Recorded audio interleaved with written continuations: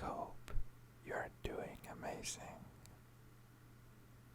So, as most of you may already know, Obi-Wan Kenobi series is coming, and as a fan of Star Wars, I just had to make something related to one of my favorite characters. Today, I'll be making a portrait of Ewan McGregor as Obi-Wan Kenobi. While I read the first chapter of the Kenobi novel by John Jackson Miller, Kenobi is a Star Wars Legends novel that tells the story of Obi-Wan Kenobi's first day of self-exile on the desert planet Tatooine, following the events of Star Wars Episode 3, Revenge of the Sith. A long time ago, in a galaxy far, far away, until the time is right, disappear we will. Darkness has fallen on the galaxy. The Emperor has taken control of the Galactic Republic, aided by Anakin Skywalker, once one of the brightest of the Jedi Knights, charged with protecting the helpless. Having fallen to the dark side of the mythical Force, Anakin lives as the Emperor's ruthless enforcer, Darth Vader.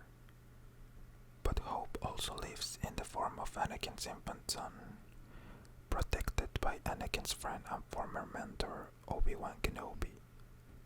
Kenobi flees with the baby to the remote world of Tatooine, where years earlier Anakin's fall truly began when he vengefully massacred a native clan of Tusken Riders.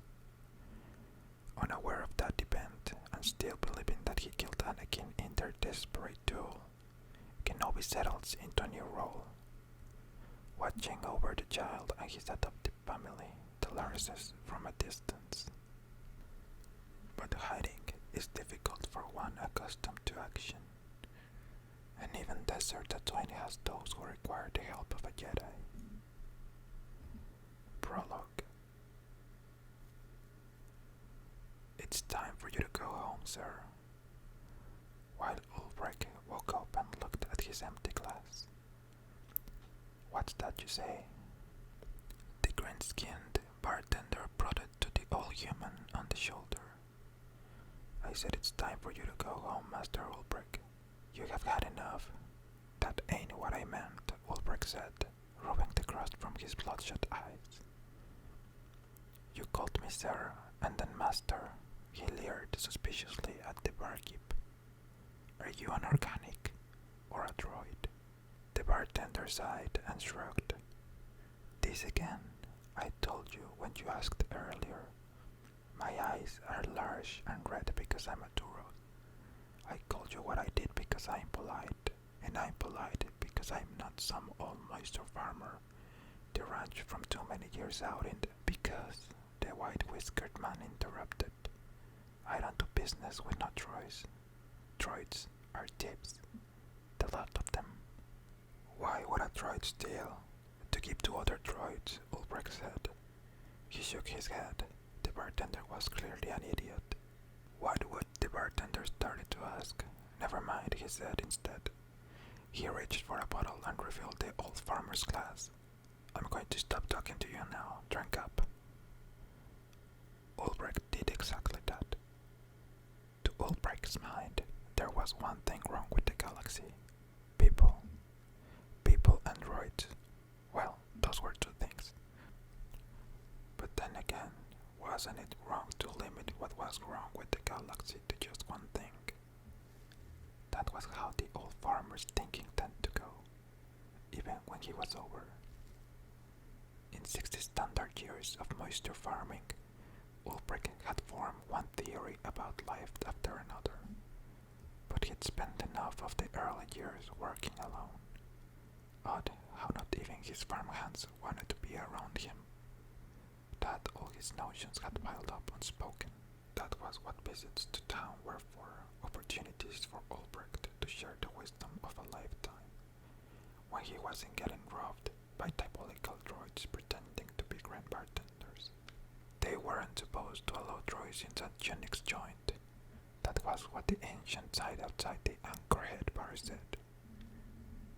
Unix, however he was long since dead and buried in the sand of the Twin, but his bar still stood, a dimly lit type where the cigar smoke barely covered the stink of farmers who'd been in the desert all day.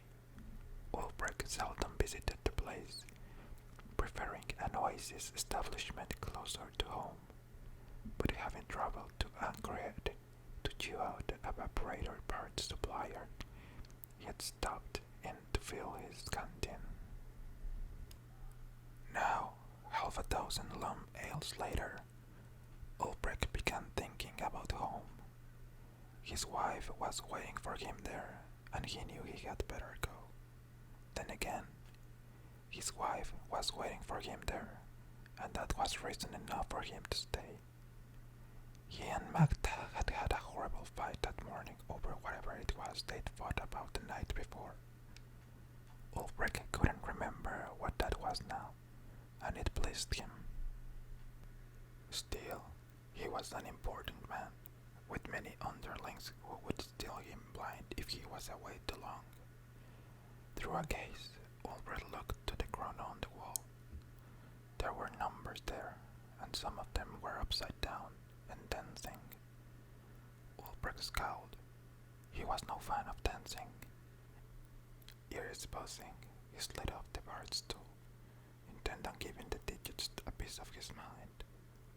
That was when the floor attacked him, swiftly and scrupulously, intent on striking him in the head when he wasn't looking. It would have succeeded had the hand not got him. Careful there, said the hand's owner.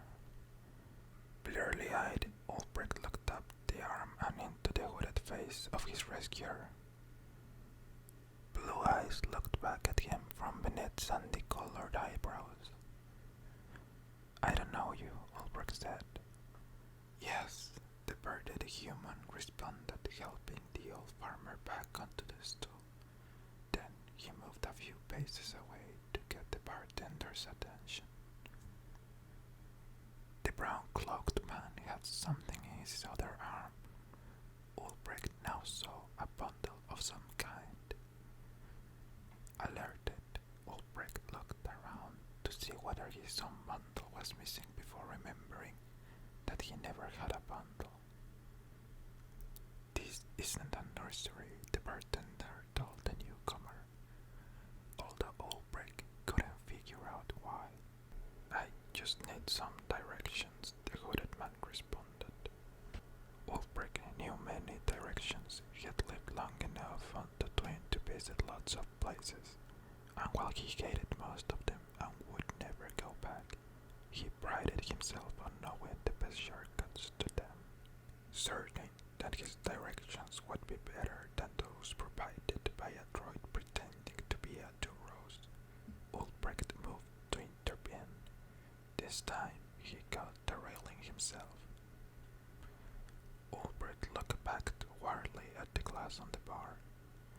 That drink ain't right, he said to the bartender. You're... The newcomer interjected cautiously. You mean to say they are watering the ale? The bartender looked at the hooded guest and smirked.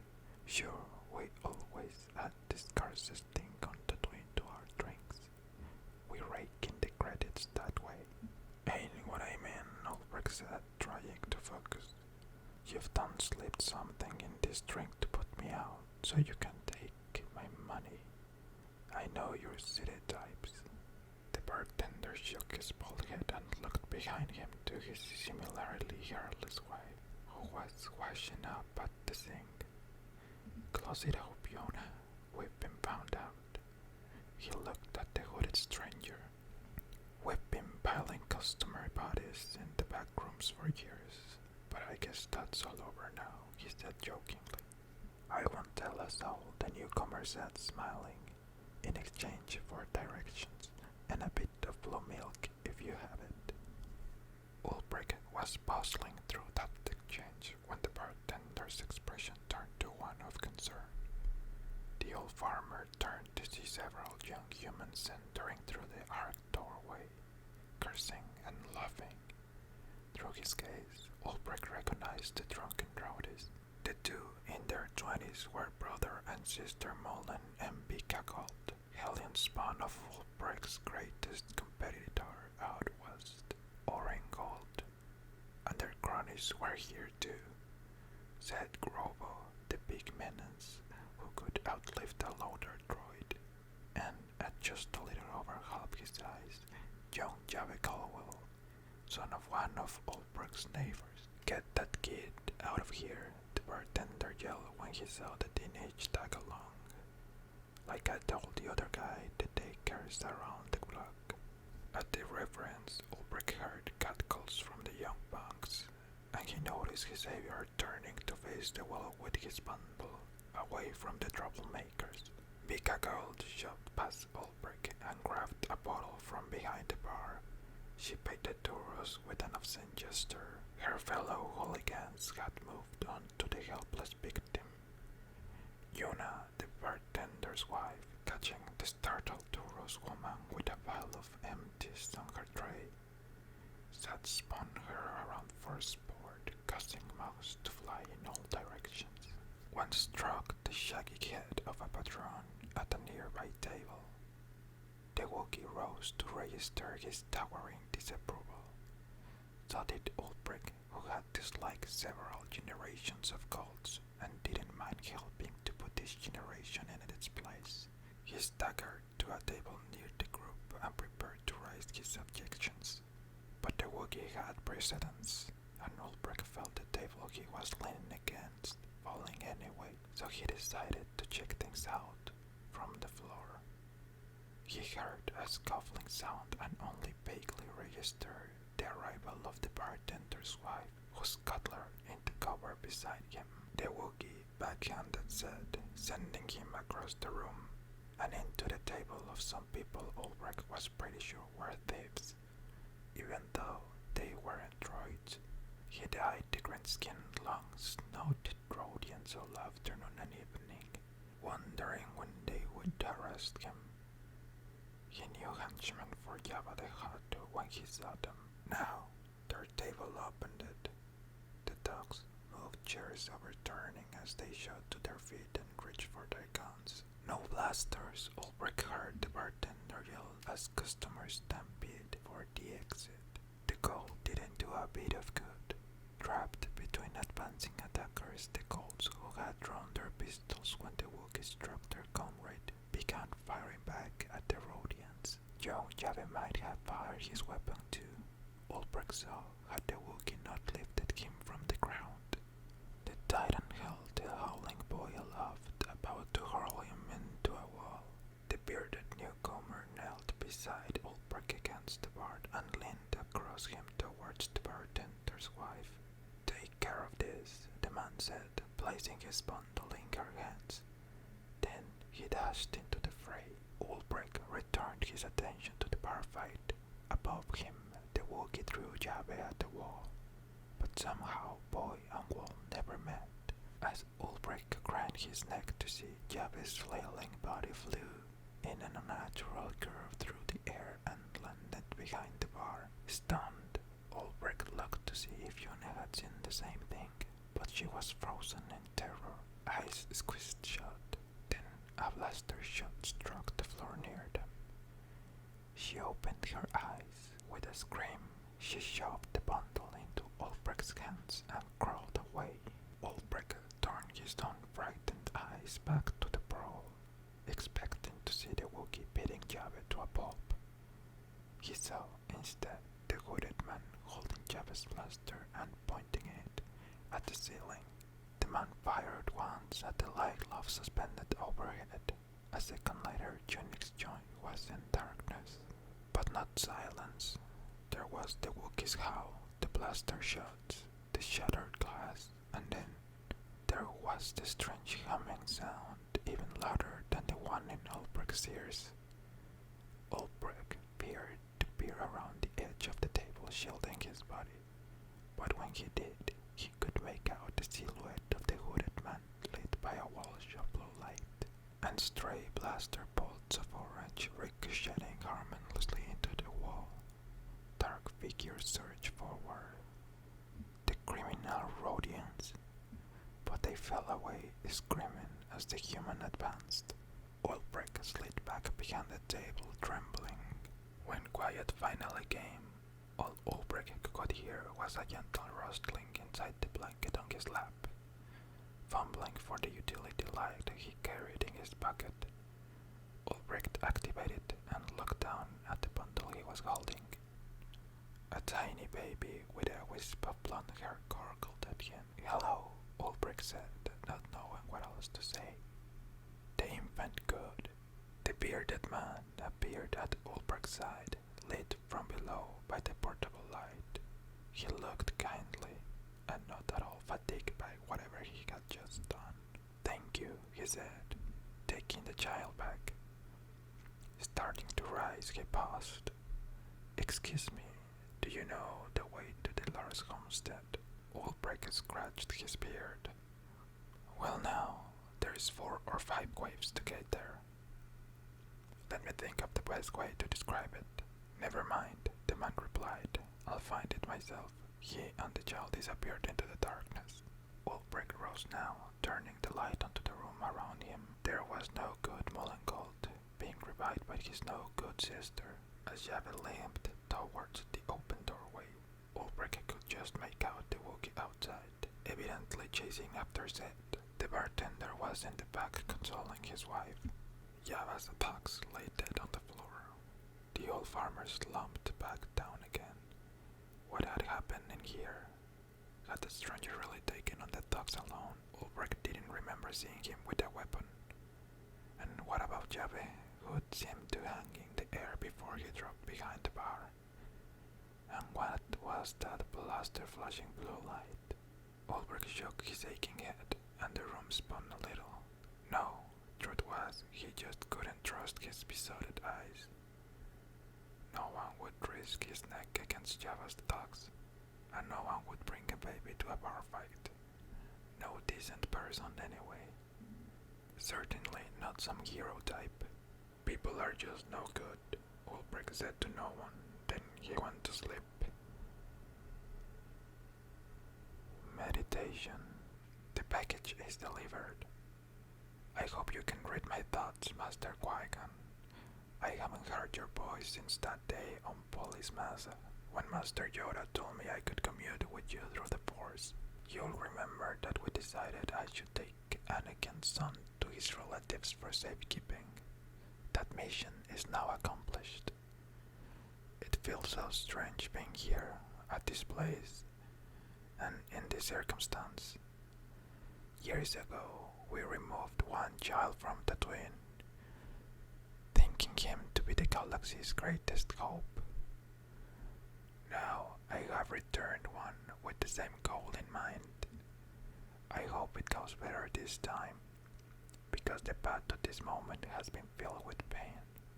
For the whole galaxy, for my friend, and for me.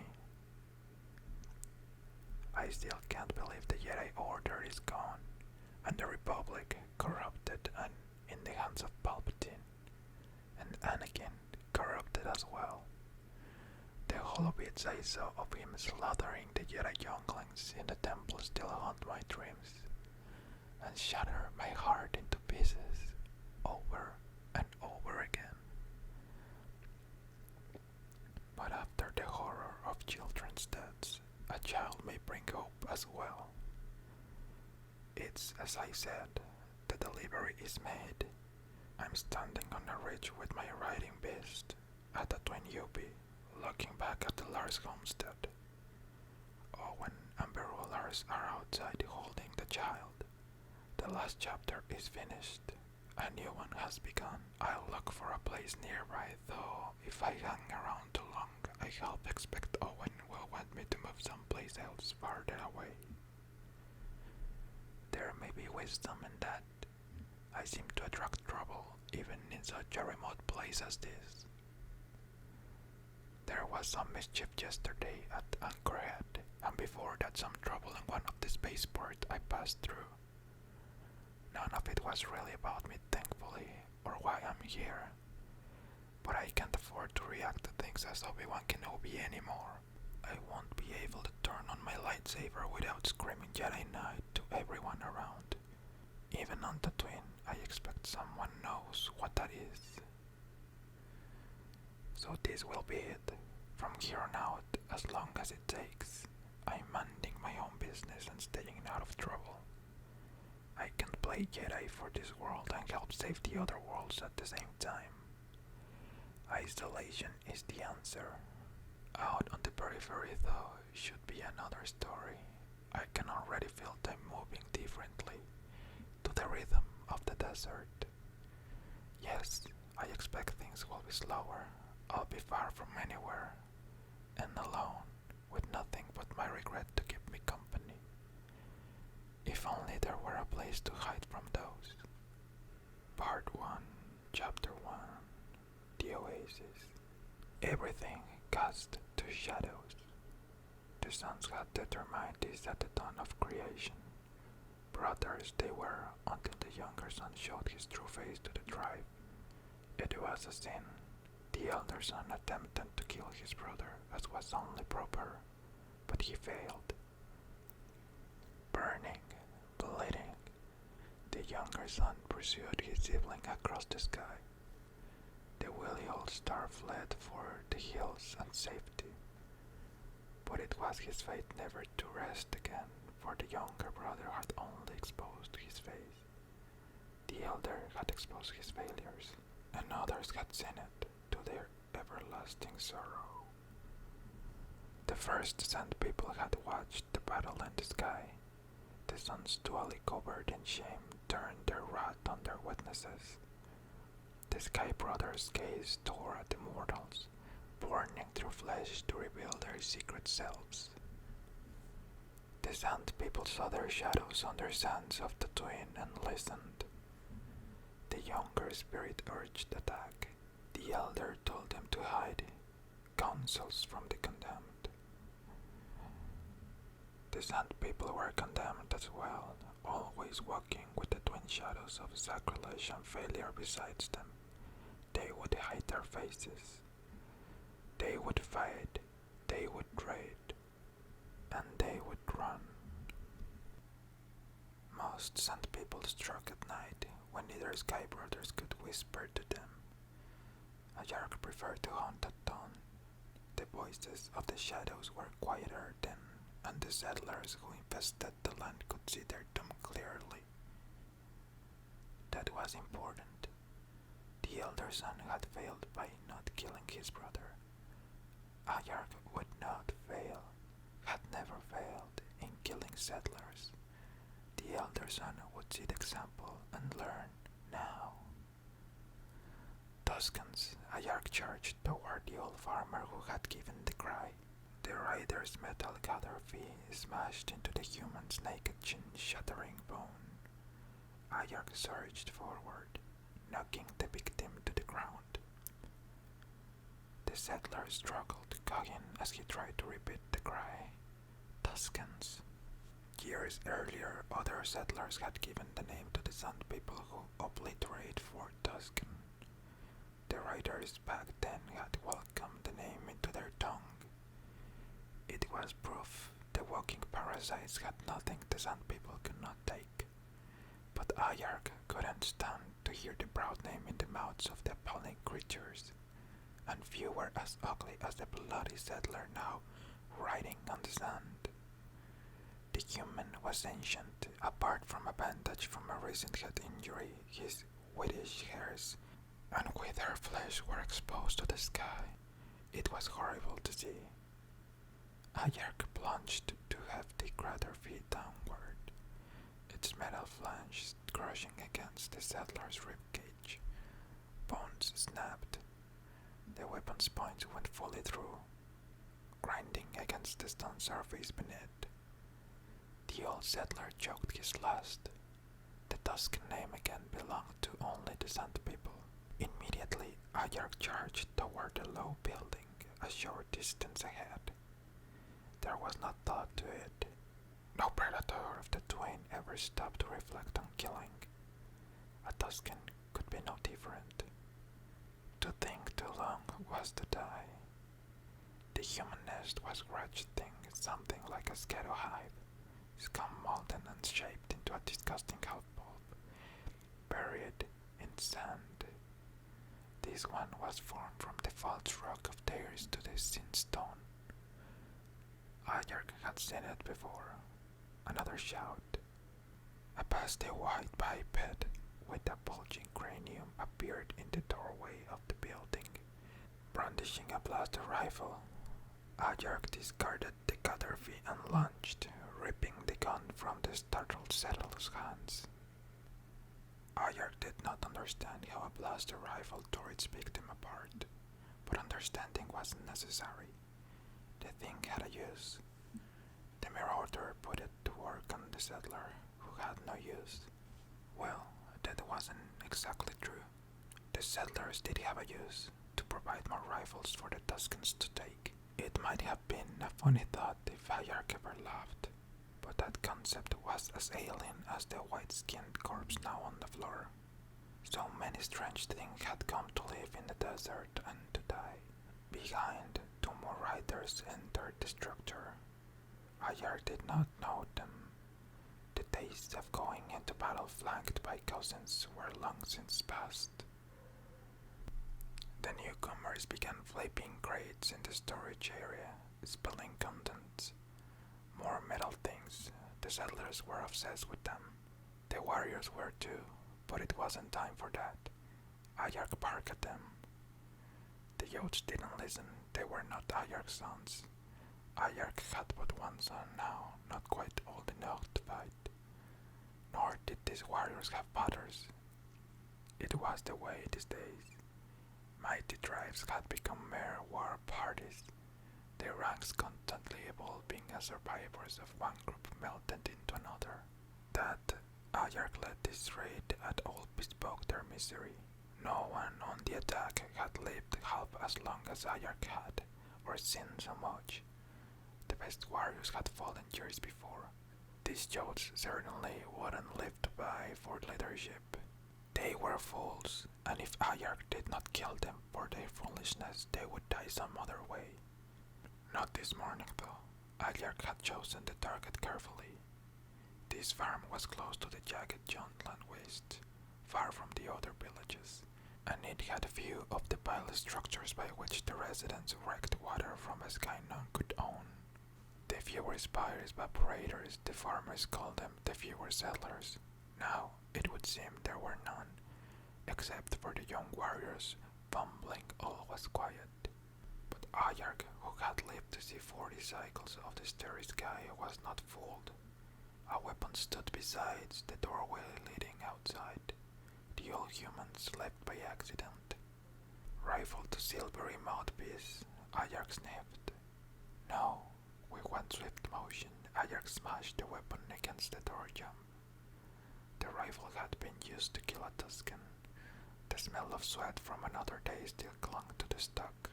It differed from the old human scent and that of the white creature that settlers called a pith. Someone else was here, but the rifle could not be used now, nor ever again. A weapon that killed a Tuscan had no more power than any other, so far as Ayark was concerned. Such superstitions were for our weaker minds. But just as Tuscan prized their bandas, the settlers seemed to prize individual rifles, etching symbols on their stocks. The human that carried this one was more formidable than the old man and the pit creature, but he would have to resort to something new and unfamiliar next time if he survived the day. Ayark would see that he didn't. The war leader reclaimed the Gaddafi from the floor and shoved past the looting youths. Footsteps in the sand led around the back, where 3 soulless evaporators hummed and defiled. A small hut for servicing the foam machine sat behind them. Fitting, Ayark would make the inhabitants fled for using the evaporators. Slowly, and so the sons would see what the settlers had stolen would return to the sand, a drop at a time.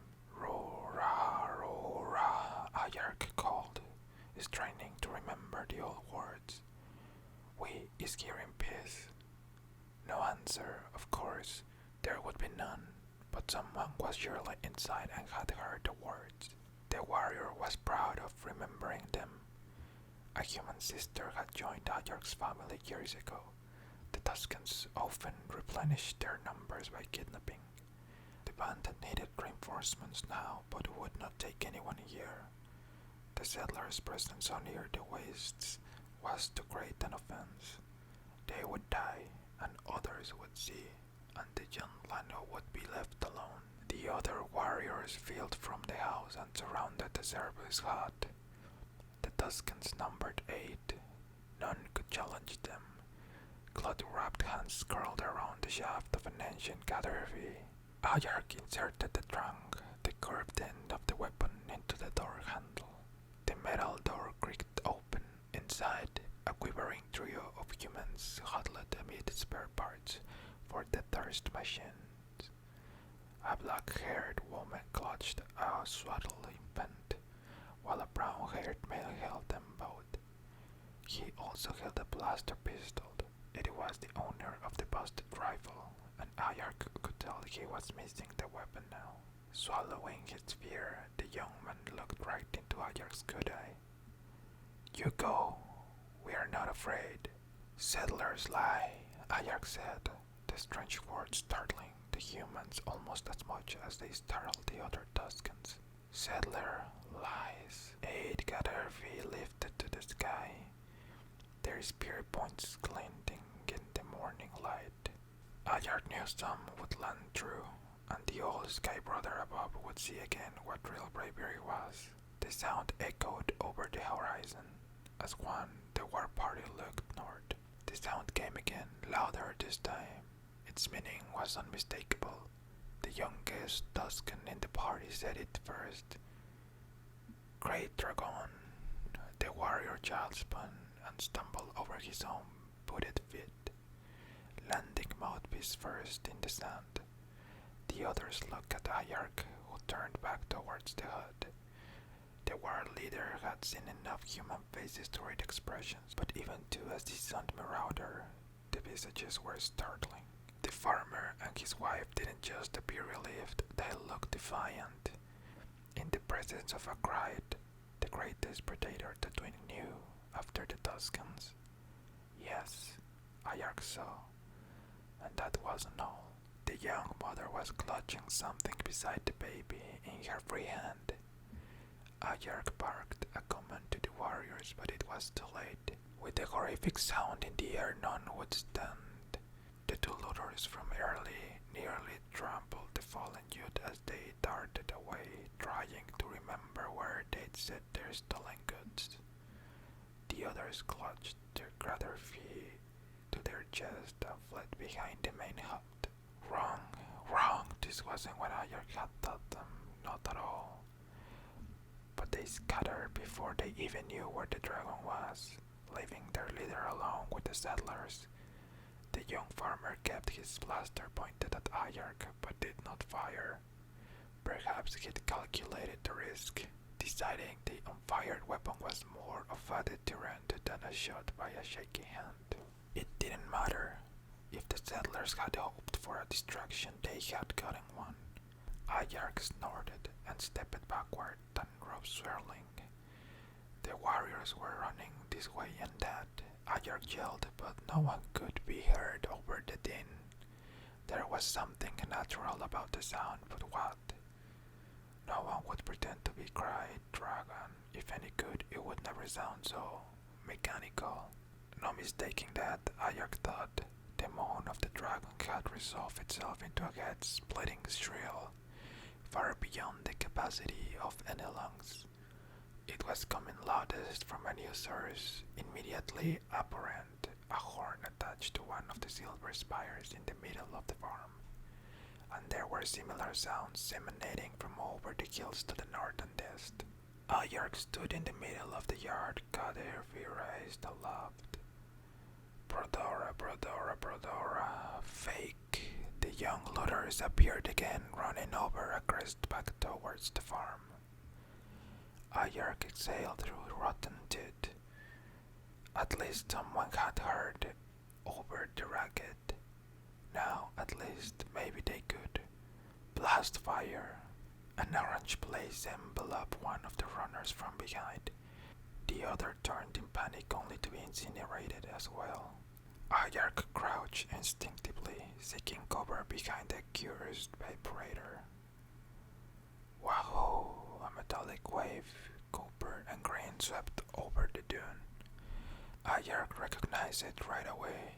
It was the land speeder that had hunted them before at the Tall Rock, and now, as then, several settler youths clustered in its open interior, hooting and firing wildly. Ayark darted behind the second evaporator, suddenly more confident. There was no dragon, only setters. The Tusken could be rallied against them if they stood true, but they weren't standing. One fled towards the nothingness of the east, and Ayark could see two more land speeders racing after him, and the clumsy young warrior who had barely survived the rides of adulthood days before hid behind the hut, clutching at his hands in the cowardice. Only the sons knew where the others had gone. No good. The first speeder circled the settlement, its riders showering fire, nothing in particular. And now another hovercraft arrived, fancier with sloping curves and silver vehicle carried two humans in an open compartment protected by a windshield. A grim, hairy-faced human steered the vessel as his older passenger stood brazenly up in his seat. Ayark had seen the passenger before, at a greater distance, clean, shaven, older than most Tuskens ever got, and always wearing the same senseless expression, the smiling one. More to the south, folks, the standing human said, micro-binoculars in hand, keep after them. Ayark didn't need to know all of the worlds. The meaning was clear. The missing warriors were nearby, ready to strike. The band routed had taken flight. Seeing the tall human land speeder, the cowering young Tusken from earlier squealed and stood, leaving his Caterpie on the ground. He bolted. Rack! Ayark yelled. Wait! Too late. Another land speeder banked, and the hollering riders aboard chopped the fleeing sand person down with blast after blast. Not 6 days a warrior, and dead in seconds. This was too much. Ayark rose, weapon in hand, and dashed behind the hut, away from where the laughing settlers, aware only of their killing, could see. Ragged fabric flew as the warrior tumbled over a dune into a dusty ravine. Another dune followed, and another. At last, Ayark fell to the ground, gasping. 3 had been lost, maybe more, and the sand people couldn't afford to lose anyone. Worse, they lost to settlers using a low dreadnought Tusken for years earlier would have fallen for. The settlers would know now. The mighty Tuskens were not what they once were. Struggling to stand, Ayark looked down at the ground. The elder shadow lengthened. Like the older brother's hand, the band had struck and failed. It was time for the Tuskens to hide again. And that's the end of chapter 1. It was a really long chapter. I hope you enjoyed it. I actually got kinda sleepy while reading it. So I think that's a good thing. That's it for today. I hope you enjoyed this video. If you're still awake, thumbs up to that. As always, sleep tight